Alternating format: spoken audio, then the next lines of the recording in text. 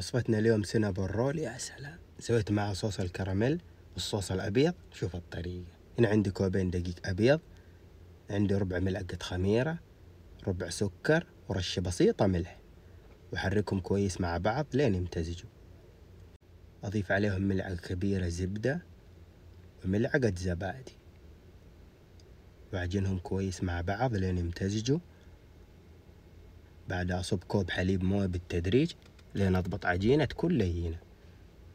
بوقف العجانة وكذا العجينة صارت جاهزة.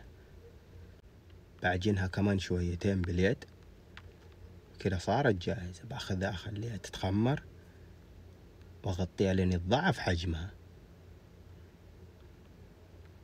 هنا عندي قالب زبدة طلعته قبل بوقت لين فك عشان بدهن فيه العجينة بعد ما تجهز. كده عندنا العجينة صارت جاهزة، ضعف حجمها. بصير أفردها بهذا الشكل، بخليها على شكل طولي وأفردها باليد. أرش السطح بشوية دقيق وأفردها، وحوريكم السماكة المطلوبة. شايفين؟ أفردوها بهذا الشكل على شكل طولي. شايفين؟ وهذه السماكة المطلوبة. كده عندنا العجينة صارت جاهزة، ضروري تكون بهذا الشكل. هنا عندنا الزبدة، حوزعها على العجينة، بستخدم نص القالب بس مو أكثر. وضروري الزبدة تكون بحرارة الغرفة، شايفين؟ عشان تتوزع معاكم كويس بهذه الطريقة. هنا عندي السكر البني، إذا استخدمتم الرطب بيكون أفضل. أوزعه على كامل العجينة. وآخر شيء القرفة، أوزعها بهذه الطريقة. كده عندنا العجينة جهزت. بنقطعها على 2 بهذا الشكل،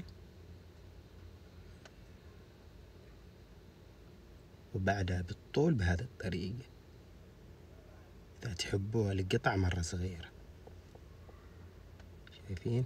بلفها بهذه الطريقة وكده جهزت.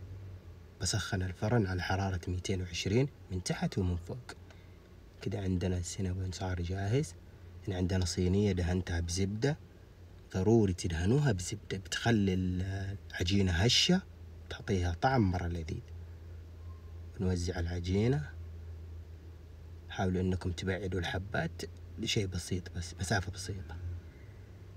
نغطيها كمان 10 دقايق لين تضاعف حجمها. في الصوص الأبيض عندي 6 حبات جبن كيري، 4 ملاعق كبيرة قشطة.